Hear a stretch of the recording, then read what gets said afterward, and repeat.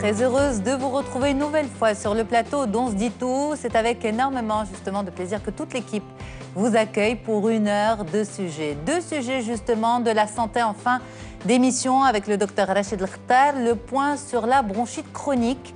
Et puis avant, eh bien, ne plus laisser à demain ce qui peut être fait aujourd'hui. On appelle ça de la procrastination, décryptage et forage, surtout dans ce sujet qui a souvent été confondu avec de la paresse. La procrastination, ce n'est pas ça. Eh bien, justement, nos spécialistes nous en diront un peu plus dans un petit moment. Reste avec nous pour les détails.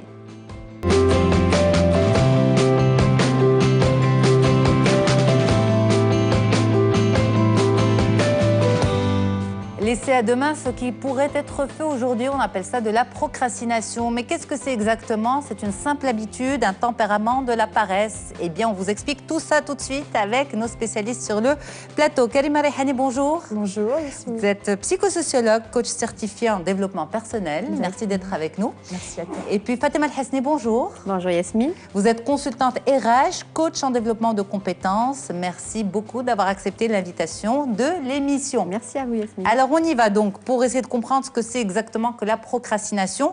On va vraiment planter le décor. Pendant longtemps, on a pensé que c'était de la paresse, Karima Rehani. Oui. Est-ce que c'est de la paresse? En fait, non. Ce n'est pas de la paresse parce que la procrastination, c'est quelque chose qui se développe avec le temps. C'est remettre quelque chose qu'on doit faire aujourd'hui à demain. Et quand on est paresseux, on est dans cette notion de « je ne veux pas faire parce que je n'ai pas envie de faire ». Par contre, la procrastination, c'est j'ai envie de faire, je dois faire, mais je n'arrive pas à faire. Et je laisse pour plus tard, pour des raisons qu'on développera plus tard. Alors, oui. Juste une nuance. Je dois faire, mais je n'ai pas envie de faire. Oui. Ça, c'est quoi? C'est de la procrastination ou de la paresse? Exact. Non, c'est de la procrastination. C'est pas possible que ça soit de la paresse. La paresse, ça veut dire que j'ai cette capacité de faire, que ça soit une petite tâche journalière ou des tâches qui sont plus importantes. Et à un certain moment, je dis, j'ai pas envie de faire maintenant, je vais attendre un peu. Mais la procrastination, c'est quelque chose qui devient presque pathologique. On peut la dépasser, mais elle est plus grave. C'est-à-dire que ça n'a rien à voir avec la paresse. La paresse, c'est momentané, mais une paresse multipliée devient... Mais pendant longtemps, on a considéré la paresse ou la procrastination comme étant de la paresse. Parce qu'on n'arrivait pas à lui donner ce nom, parce qu'on n'était pas dans cette possibilité de découvrir que ça pourrait être pathologique, trouble comportemental. La paresse n'est pas un trouble comportemental, ce sont des habitudes qu'on alimente avec le temps et qui donnent le fait qu'on soit un peu dans notre petit confort, on reste un peu dans le petit confort et on n'a pas envie de faire des tâches qui peuvent être bénéfiques pour nous. La paresse, par exemple, j'avais envie de faire du sport, par exemple, et je suis paresseuse. Je sais que c'est bénéfique pour moi. Peut-être mon médecin m'a dit, bon, il faut que tu sortes de cette routine, juste marcher 1 heure. Je sais que c'est possible, mais moi, je dis, j'ai pas envie. C'est pas une tâche. La paresse, elle rentre dans le cadre de je n'ai pas envie de faire. Par contre, la procrastination, elle rentre dans le cadre je dois faire, il faut que je fasse, mais je n'arrive pas. Mais je n'arrive pas, mais si c'est au lieu de je n'arrive pas, je n'ai pas envie. Je dois faire, mais je n'ai pas envie. Est-ce que ça c'est la paresse. C'est la paresse. C'est la paresse. Quand c'est l'envie, c'est la paresse. C'est la paresse. Tout à fait. Et comme a dit Karima, la paresse aussi, c'est bien de faire justement cette définition pour pouvoir faire la différence entre les deux. La paresse, ça peut être un trait de caractère, mais voilà, et donc quelqu'un qui doit faire, mais qui n'a pas envie, tout simplement parce qu'il savoure le moment, on va dire, de l'oisiveté, d'inaction, etc. Donc, il aime ça. Exactement, il aime ça, pour lui, il n'y a pas de souci, etc. Donc ça peut être un trait de caractère comme ça. C'est-à-dire que même étant jeune, petit, etc., on peut avoir cette habitude, j'ai pas envie d'aller jouer avec les autres, j'ai pas envie d'aller faire les devoirs, etc. Donc je peux développer ça et qui peut donc par la suite devenir un vrai trait de caractère, donc à l'âge adulte. Mais la paresse, elle peut être aussi momentanée. Qui, franchement, de nous, n'a pas eu envie un jour de dire, en fait, j'ai pas envie de faire ou de traîner, on va dire, la journée ou le week-end, etc. Donc, il y a cette différence entre un vrai trait de caractère, voilà, il est paresseux, il est feignant, il n'est pas actif, et entre voilà, il y a des moments ou des situations où voilà, j'ai envie de ne rien faire, de savourer. Et parfois même, on parle de l'art de ne rien faire, donc ça peut devenir un art. J'ai envie de prendre tout simplement un moment pour moi, de savourer, de méditer, etc. Donc ça, c'est par rapport à la paresse. Le paresseux, il se rattrape. Il a cette conscience de se rattraper, il prend son temps quand même. Par contre, un procrastinateur, il n'arrive pas à se rattraper facilement.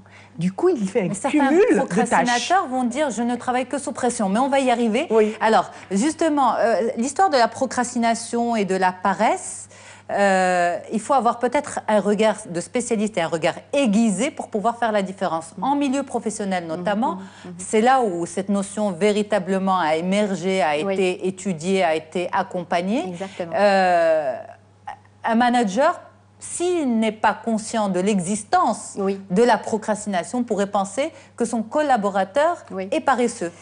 Oui, exactement, tout à fait, parce qu'il n'a pas peut-être ce recul de comprendre le comportement. Et donc là, on revient aussi à cette aptitude du manager à comprendre le comportement des collaborateurs. Mais pour moi, chaque comportement au sein de l'entreprise, derrière, il y a à comprendre qu'est-ce qui fait que mon collaborateur traîne, n'arrive pas à atteindre ses objectifs, n'arrive pas à faire le travail d'aujourd'hui et donc à chaque fois il reporte, il n'arrive pas à respecter les délais. Ben, en tant que manager, ce sont des choses qui doivent m'interpeller pour pouvoir aller creuser beaucoup plus et comprendre. Et donc là, pour avoir, parce que là, c'est un résultat, la procrastination. Et derrière, il y a plusieurs raisons. On va les développer, exactement. Mais j'aimerais bien juste ajouter un tout petit détail par rapport à la définition que tu as donnée, Kalima, par rapport à la paresse. C'est que quelqu'un qui est paresseux, qui est feignant, il n'y a pas ce sentiment de culpabilité. Exactement. Il ne culpabilise pas. Voilà. Mais par contre, le procrastinateur, il sait qu'il a une action à faire, une tâche à faire, mais pour X raisons, il n'arrive pas. Et donc là, il y a le sentiment de culpabilité qui se développe. Voilà. Absolument. Alors, comme on vient de le mentionner il y a quelques instants, la procrastination a surtout émergé en milieu professionnel, mais on procrastine au boulot et à la maison, c'est-à-dire qu'un procrastinateur va procrastiner dans tous les milieux, Kalima ? Si c'est un trouble comportemental, oui. Ça va être dans tous les domaines de vie. C'est-à-dire c'est quelqu'un qui va, à chaque fois, face à une tâche, il va créer ce qu'on appelle un prétexte. Et ce prétexte, il le crée soit à long terme, soit à court terme, sur lequel il culpabilise parce qu'il a un deadline à faire. C'est pour ça que dans ce genre de trouble comportemental, on est obligé d'imposer un deadline, c'est-à-dire la date limite de faire quelque chose. Alors, le procrastinateur n'arrive pas en fait à délimiter si c'est une tâche personnelle. Alors ça va rester, ça va traîner longtemps. Et quand il aura la possibilité de se dire « il faut que je le fasse », il va trouver le cumul de beaucoup de tâches derrière. Et du coup, il arrête.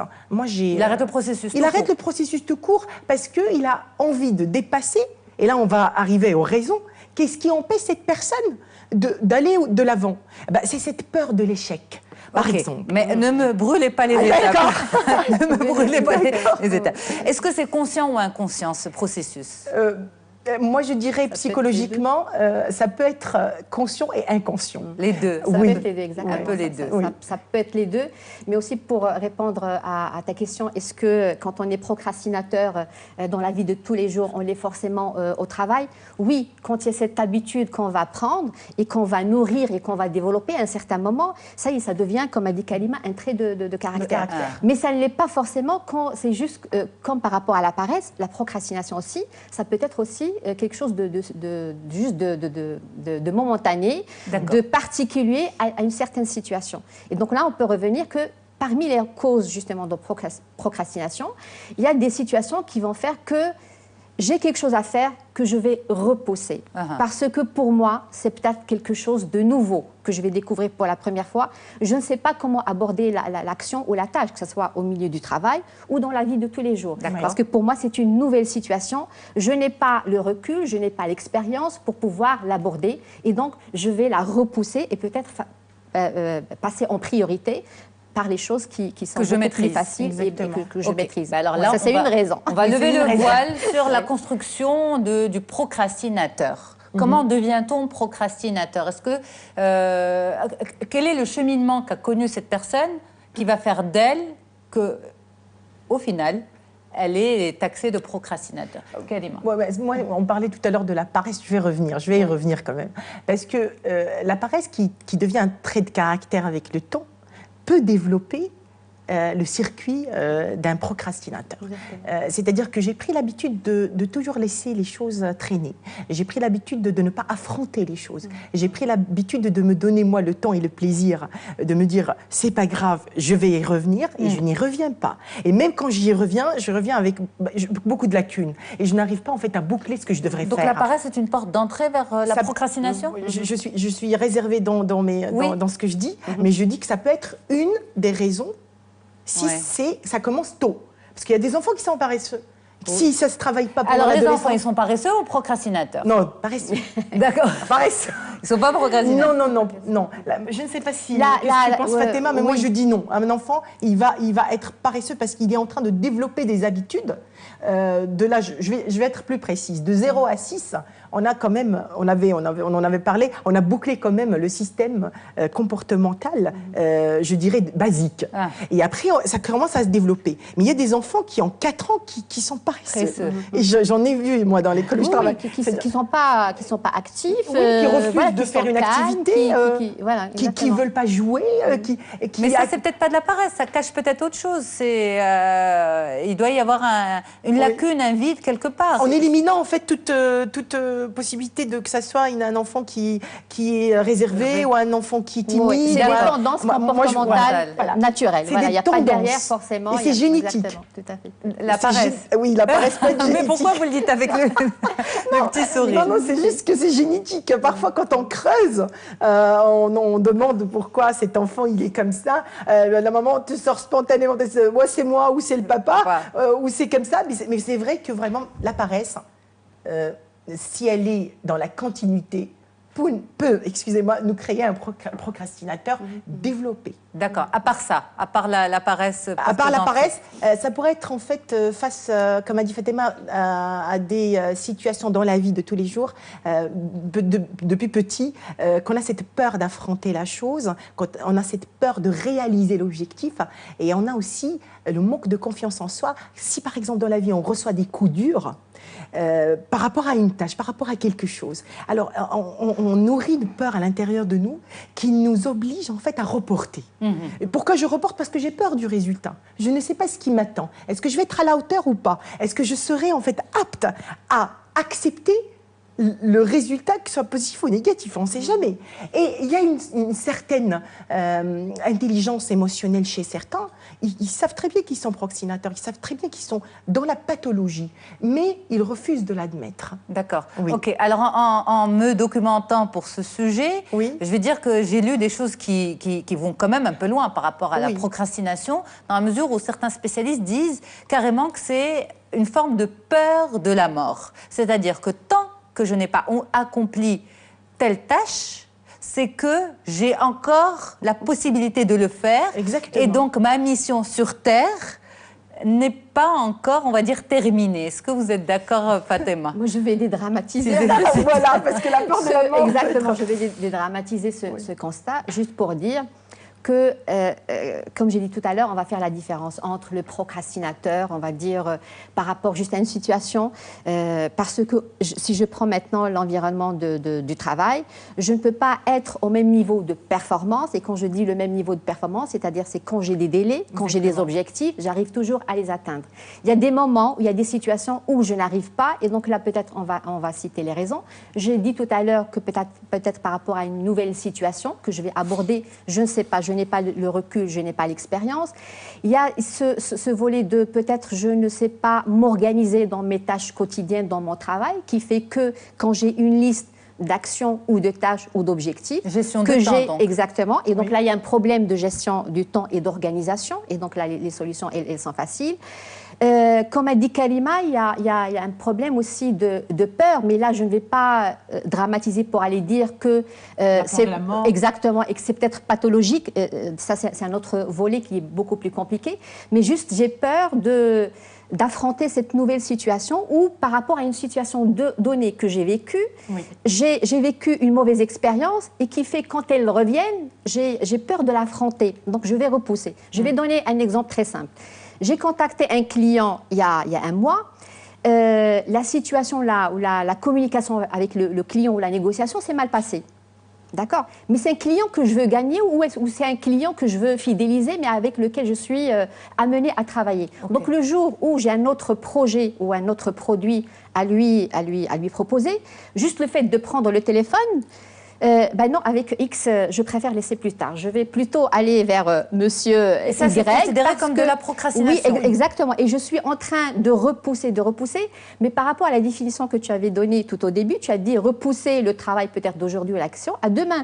La procrastination, c'est beaucoup plus compliqué. C'est repousser à plus tard. Ça, je ne sais pas. Pour simplifier pour le téléspectateur. C'est-à-dire que ce client, normalement, je dois l'appeler.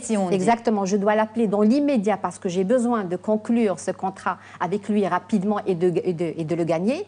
Mais juste parce que j'ai vécu cette mauvaise expérience avec lui, j'ai pas envie de revivre la situation. Ça, et donc là, il y a la peur de ne pas y arriver. Je ne veux pas être dans cette situation, on va dire, d'inconfort, parce que j'ai à confronter quelqu'un avec qui je ne suis pas à l'aise, et donc je vais émotionnellement aussi vivre quelque chose que je n'ai pas envie de refaire ou de revivre. Mais ça, c'est humain.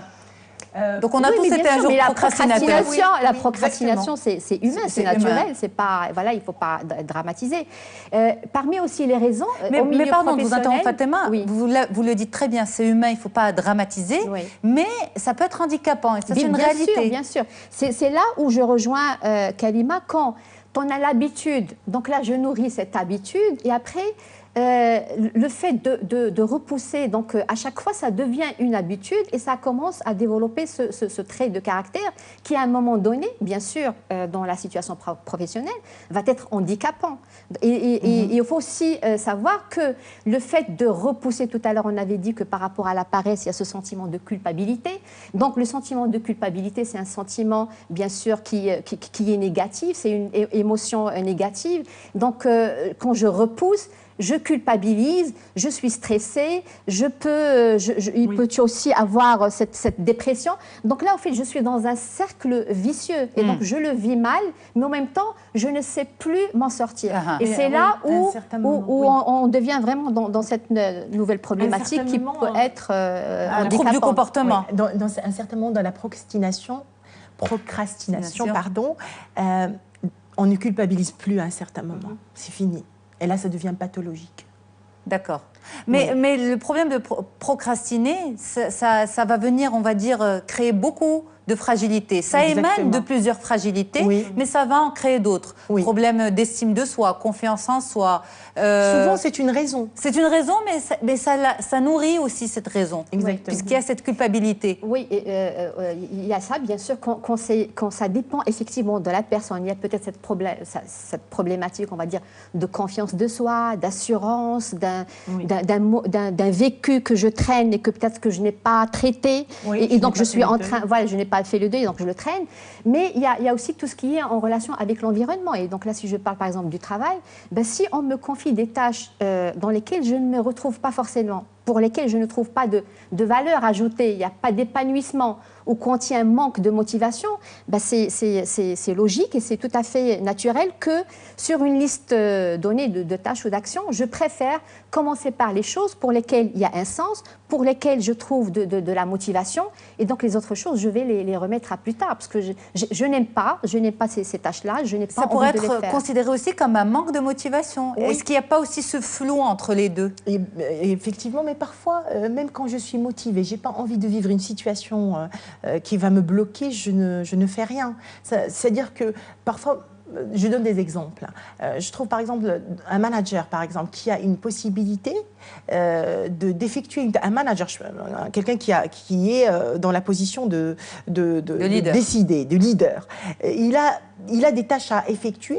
S'il n'agit pas par priorité urgence, il y a des tâches importantes et pas urgentes. Il y a des tâches urgentes mais pas importantes. C'est-à-dire, c'est question de priorité. S'il n'arrive pas, même s'il a toutes les motivations du monde, s'il ne veut pas se trouver dans une situation de rendre un compte, d'être face à quelqu'un, d'expliquer la situation, ben, il va devenir procrastinateur par défaut. Pourquoi? Parce qu'il n'est pas outillé? C'est un manque d'outils. Oui, c'est un manque d'outils, c'est un manque d'expertise, c'est un manque d'organisation, de gestion.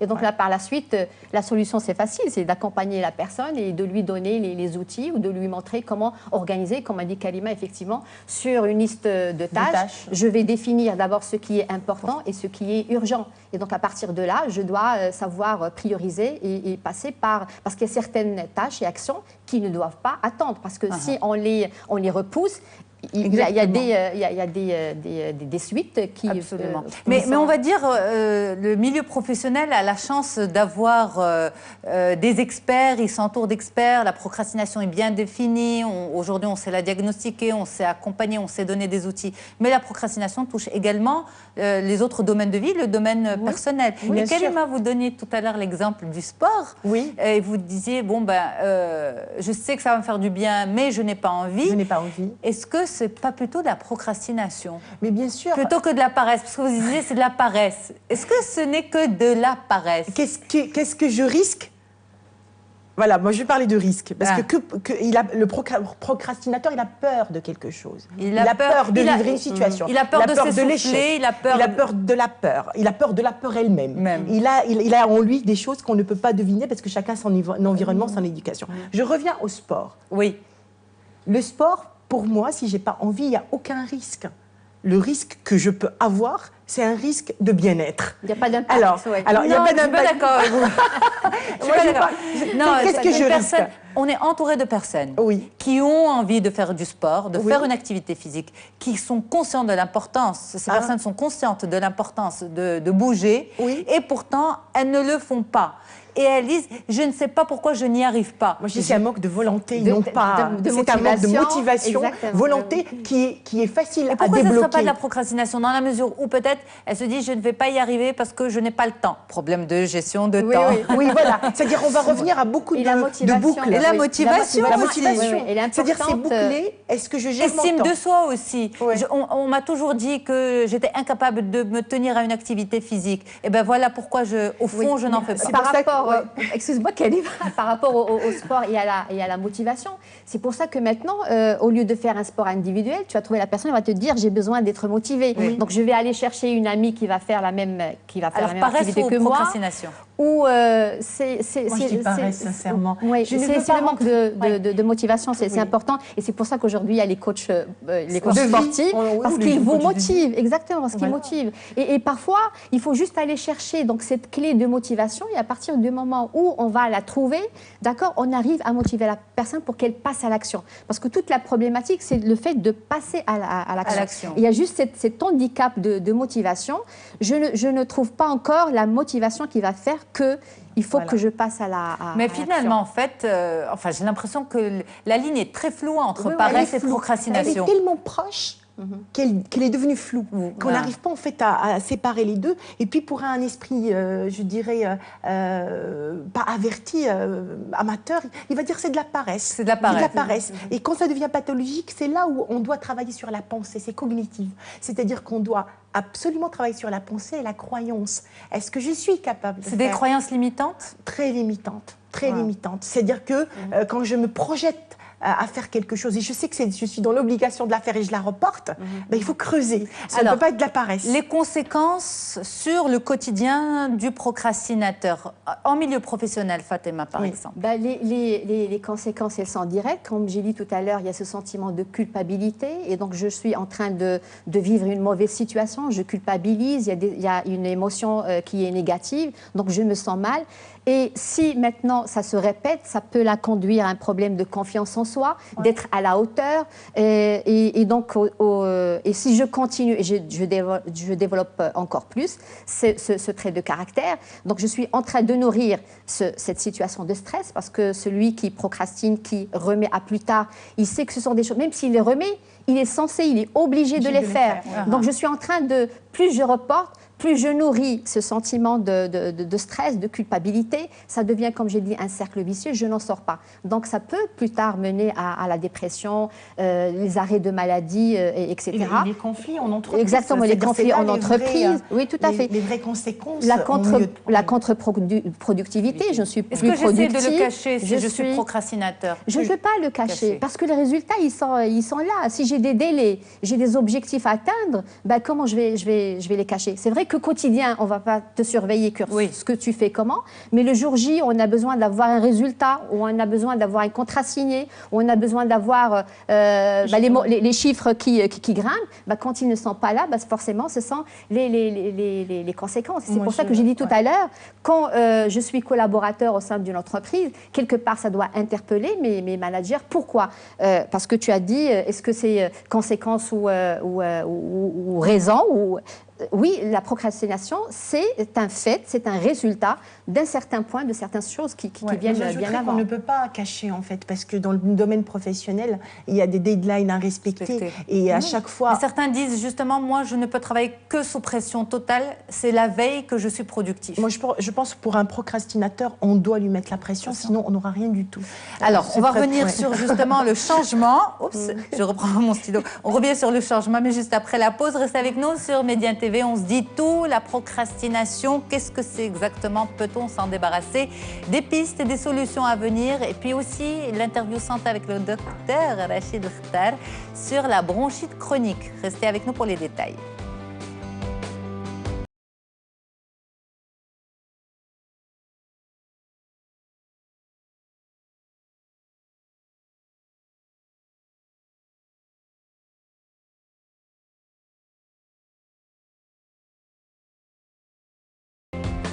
Allez, de retour sur le plateau d'On se dit tout, la procrastination. Si vous nous attrapez en cours de route, c'est remettre à demain ce qui pourrait, entre autres, être fait aujourd'hui. On en parle avec vous, Karima Rehani, psychosociologue, coach certifié en développement personnel, et Fatima El-Hasni, consultante RH, coach en développement de compétences. Là, vraiment, on va sur les pistes de solutions à proposer aux téléspectateurs. Et puis ensuite, moi, je retrouverai le docteur Rachid Khtar, il est pneumologue et allergologue, et on fera le point sur la bronchite chronique. Voilà, ça c'est surtout pour les fumeurs.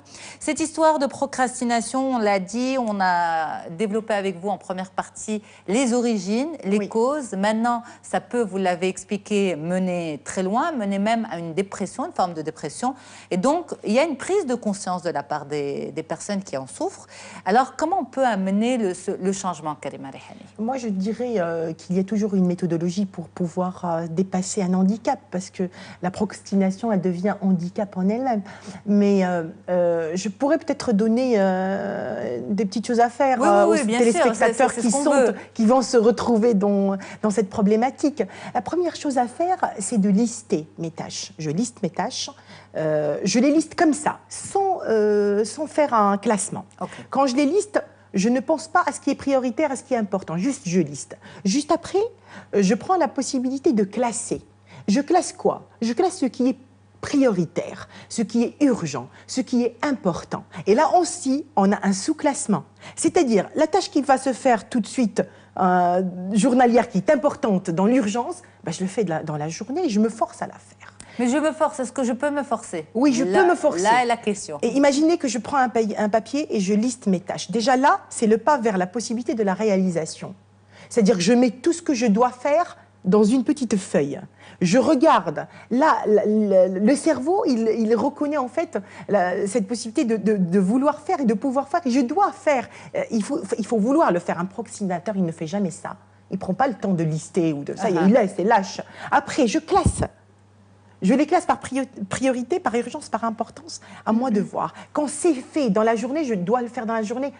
Il faut qu'on m'aide pour ça, hein, parce qu'il faut que je sois suivie quand même. Il faut qu'on m'aide. Il faut que quelqu'un reconnaisse ça. Voilà, je vais pouvoir faire ça. Je le fais dans la journée. Si les tâches sont multiples... c'est pas embêtant, justement, pour l'entourage, parce qu'on ne se retrouve pas presque comme accompagner un enfant. Déjà, les enfants, on parle de responsabiliser un enfant et de le pousser vers l'autonomie. Est-ce qu'on ne se retrouve pas un peu à materner ou à... S'il a une conscience, il va le faire tout seul. Hein.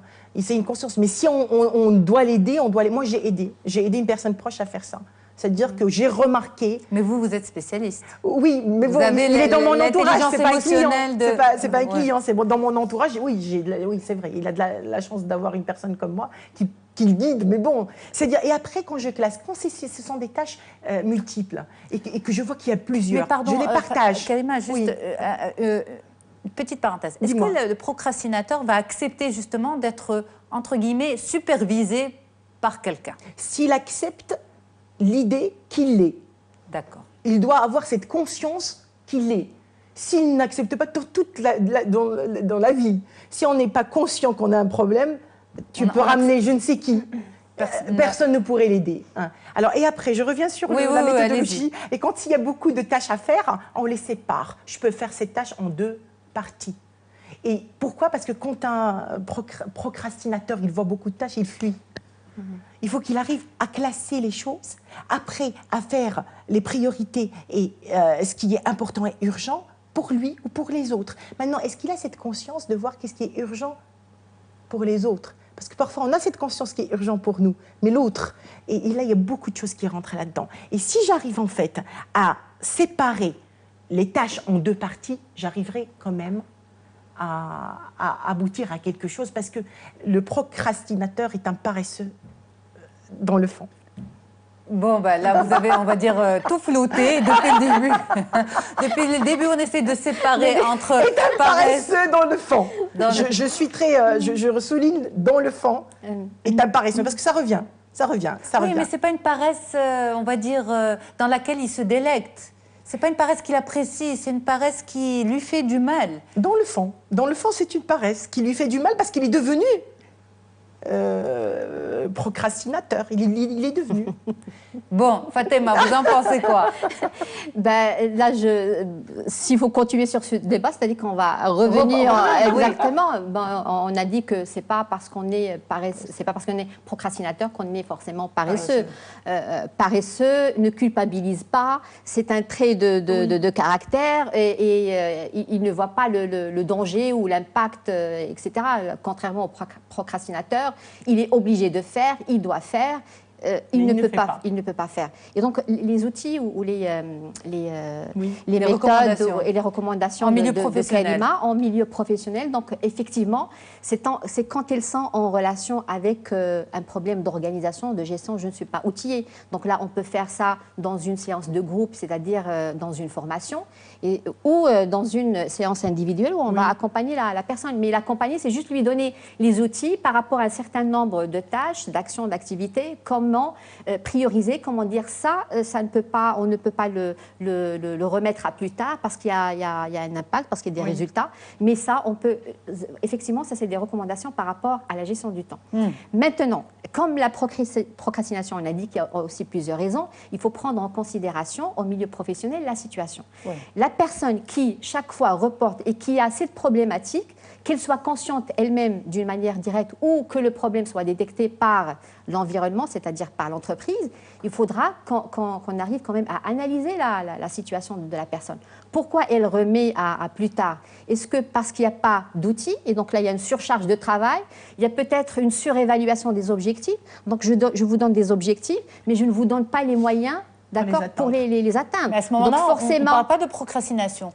Si, mais pour on parle d'inadéquation ou de déséquilibre. Exactement, mais en milieu professionnel, comme j'ai dit, le résultat, il est là. Il faut aller l'analyser et lui trouver des explications. Parce que le manager, on a dit, ou l'entreprise d'une manière générale, n'a pas ce recul pour dire mon collaborateur, il n'arrive pas à atteindre les objectifs. Est-ce que c'est parce qu'il est paresseux ou est-ce que c'est un problème de procrastination? Donc au niveau d'accompagnement, on doit analyser la situation et trouver la faille, trouver la vraie raison du problème pour pouvoir la traiter. On laisse Fatima finir. Donc ça, c'est par rapport quand je ne donne pas les moyens à la personne, ou peut-être si je discute avec la personne elle-même, elle n'aime pas ce qu'elle fait, elle n'est pas motivée. Et donc peut-être qu'elle fait ça d'une manière juste provisoire, parce qu'elle veut avoir un travail, parce que... Et donc si ce sentiment de manque de motivation, on n'arrive pas à lui trouver de solution, ben c'est clair qu'on n'arrivera pas à changer ce résultat de procrastination. Et donc là, il faut changer la situation. Il faut changer la situation par rapport à l'entreprise, donc ou de lui proposer autre chose, ou de lui trouver d'autres sources de motivation. Ce qui est positif dans ce que vous dites, c'est que le procrastinateur, par exemple, en milieu professionnel, dans l'entreprise, est accompagné et on essaie de comprendre pourquoi. Quitte à proposer des solutions. C'est-à-dire qu'on ne le livre pas lui-même en lui disant « Bon, toi, tu as un problème de procrastination, débrouille-toi ». Va te faire aider, va te faire soigner. Ben oui, si normalement une bonne entreprise tient à c'est-à-dire que le facteur humain exactement est très important, ben il faut trouver des solutions. Le collaborateur, il travaille au sein d'une organisation. L'organisation se doit de lui favoriser un environnement pour être productif. Je vous donne la parole tout de suite, Kalima, mais juste avant, quand vous dites très impatiente, le facteur humain est très important. Oui. Mais est-ce que cette personne, ce collaborateur, en étant procrastinateur, ne marque pas, je vais dire les choses vraiment de façon très infantile, ne marque pas de mauvais points plutôt avec la structure dans laquelle il travaille, au point qu'on se dise, est-ce qu'on en a besoin ou pas ? Alors, dans un environnement professionnel, je pense qu'on a toujours le droit à l'erreur. À partir du moment où on est encore débutant, où on n'a pas encore les formations, où on n'a pas... Donc là, l'environnement professionnel ou l'entreprise ou l'organisation, ils se sentent responsables dans le résultat ou la productivité ou la performance du collaborateur. Okay. Donc, quand elle est responsable, c'est-à-dire qu'elle doit aussi trouver les solutions. Ce n'est pas au collaborateur d'aller chercher la solution lui-même. Non, moi, en tant qu'organisation, je dois lui trouver la solution et Absolument. On doit les trouver ensemble.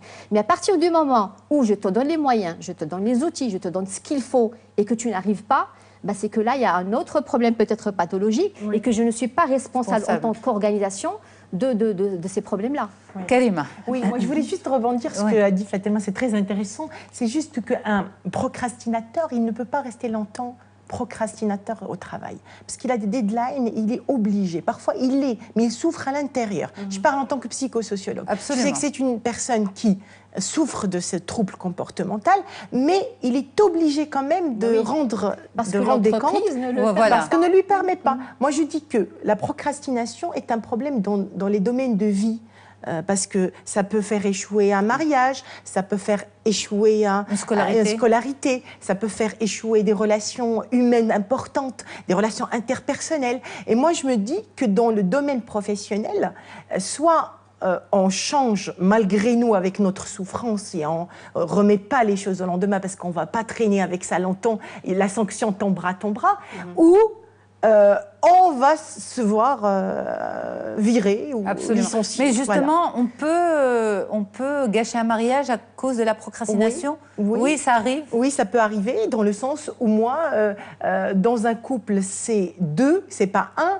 Il y a des tâches à faire, il y a des trucs à faire. Moi, j'ai vu des couples divorcés juste parce que les tâches ne se font pas à terme et parce que les deux personnes ne sont pas d'accord dans les choses. Mais dans ce cas-là, en fait, la personne qui se plaint de ça, qui se plaint de l'autre parce que l'autre procrastine, pourrait dire, oui, il s'engage pas. Il s'engage pas, il m'aime pas, il ne fait aucun effort. Il ne travaille pas pour que le couple avance.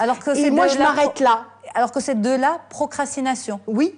Oui, bien sûr, parce que comment elle va savoir si c'est un être humain qui est pas dans la spécialité? Pour lui, cette personne ne fait aucun effort parce qu'elle ne l'aime pas. Parlons logiquement, parce qu'elle n'arrive, parce qu'elle veut dormir, parce qu'elle veut se reposer. Et nous, dans l'intellectuel marocain, dans notre société, on est dans s'il ne fait pas, c'est parce que il n'a pas envie. Il veut que je fasse tout. Et on est dans la société. On en parlait tout à l'heure. Il faut vraiment que notre psychologie, même si elle vient d'ailleurs, elle s'adapte à notre société marocaine et à comprendre notre environnement et d'où nous venons. Oui, ça peut gâcher un mariage.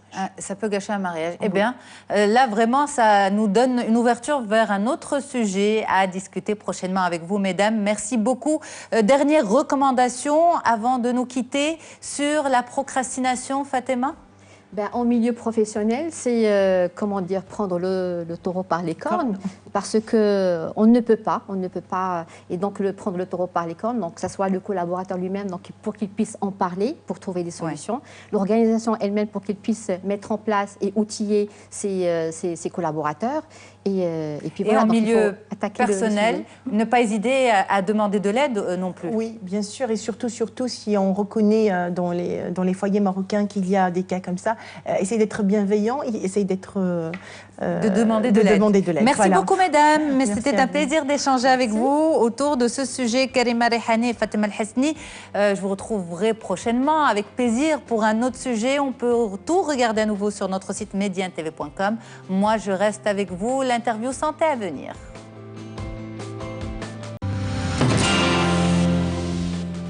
Et on continue cette fois-ci avec de la santé, de la prévention et de l'information, de la bronchite chronique à la BPCO. Le terme est assez barbare, on va dire, trop médical peut-être, mais on va vous expliquer tout cela avec vous, Dr Rachid El-Khtar. Bonjour. Bonjour. C'est un plaisir de vous avoir. Pareillement. Vous êtes pneumologue et allergologue à Casablanca. Exactement. Donc, on va expliquer un petit peu c'est quoi cette BPCO et son lien avec la bronchite chronique chez l'adulte. Très bien. On commence étape par étape. Tout commence par la bronchite chronique, on va dire. Très bien.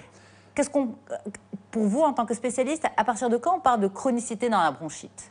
Alors, d'abord, il faut peut-être donner une définition, parce que comme on vient de le dire, c'est la BPCO, c'est un terme un petit peu... Comme on vient de le dire en off. En off, exactement. Donc, en fait, c'est une pathologie qui n'est pas bien connue du grand public, parce que déjà, le terme est un petit peu complexe. Quand on parle de diabète, quand on parle d'asthme, c'est assez clair, mais quand on parle de BPCO, c'est moins clair. Alors, la BPCO, c'est quoi?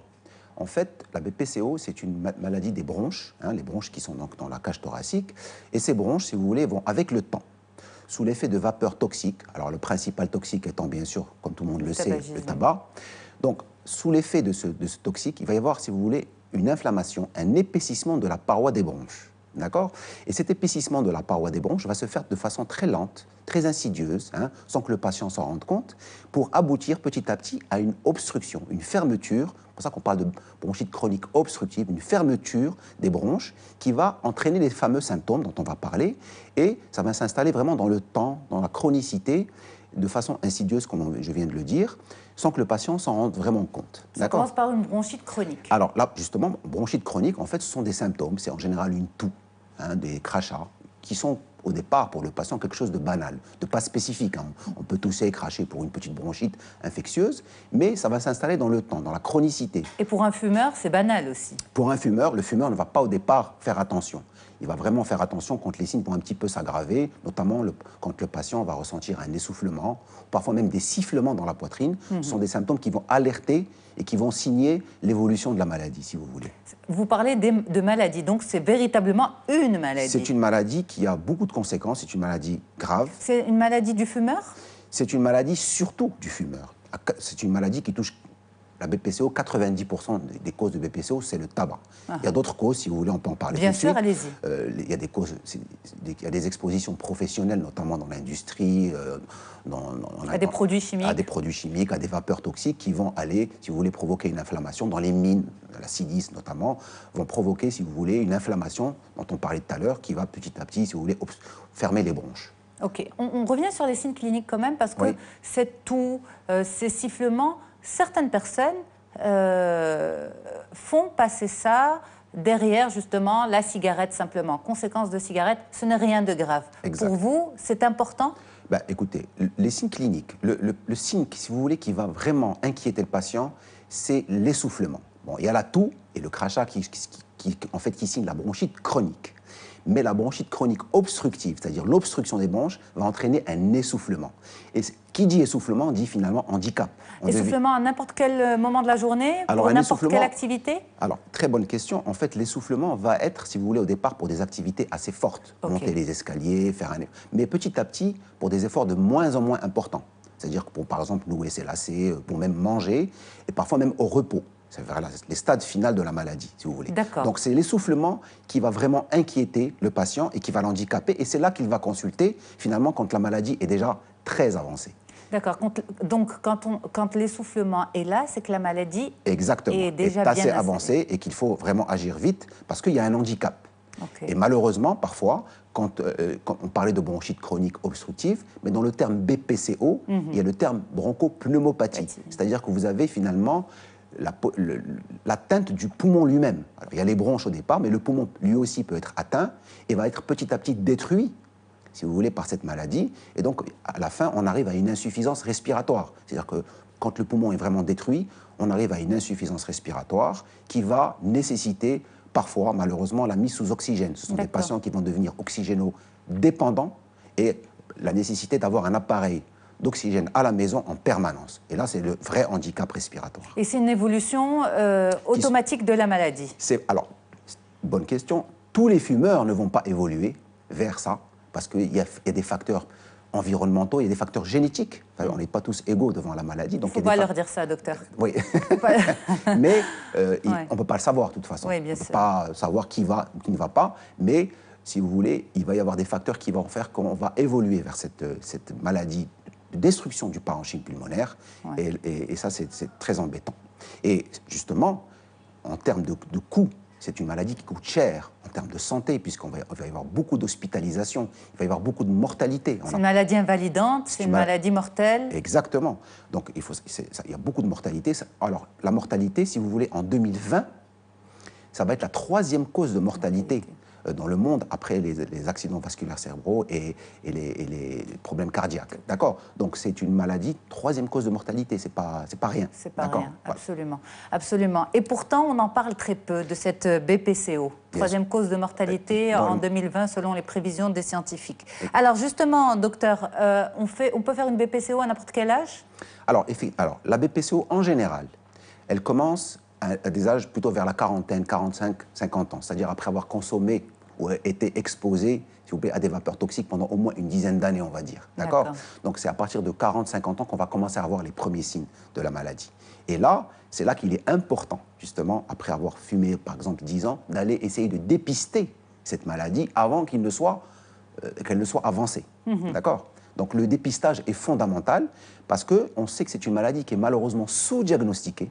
Oui. Et qui dit sous-diagnostiqué, dit sous-traité, forcément. Mais il y a aussi peut-être le problème de l'automédication par rapport à la bronchite chez le fumeur ou chez toute personne qui tousse. Exactement. C'est-à-dire que les gens, effectivement, au départ, vont considérer que ce n'est pas forcément très grave, c'est des petites choses, c'est une petite bronchite, alors ils vont aller, effectivement, prendre des médicaments pour essayer de soulager les symptômes, qui vont être soulagés au départ, mais qui, à la fin, ne le seront plus. Ne seront plus. Vous parlez de dépistage précoce, donc c'est possible ?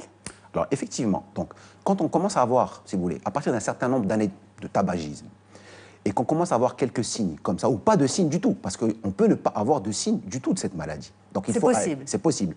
Il faut aller voir le médecin.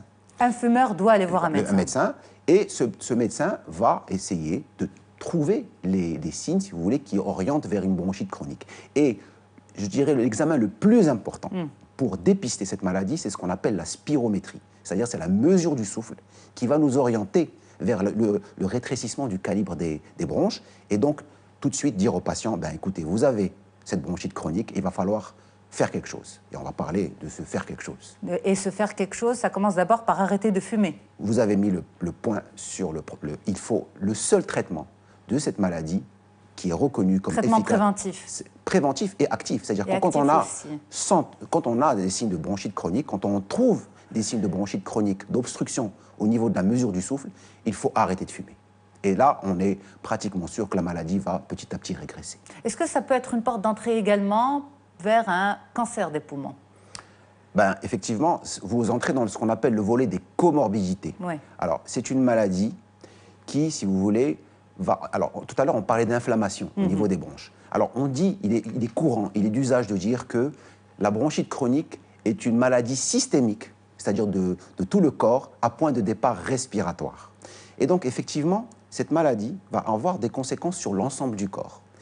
Il y a effectivement le cancer du poumon, qui est une des principales causes de mortalité chez les patients bronchitiques chroniques, mais il y a toutes les autres causes. Il y a également les maladies cardiovasculaires.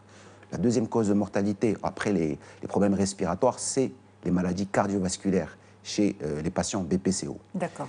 L'autre gros problème chez les patients BPCO, bronchitique chronique, c'est les problèmes musculaires.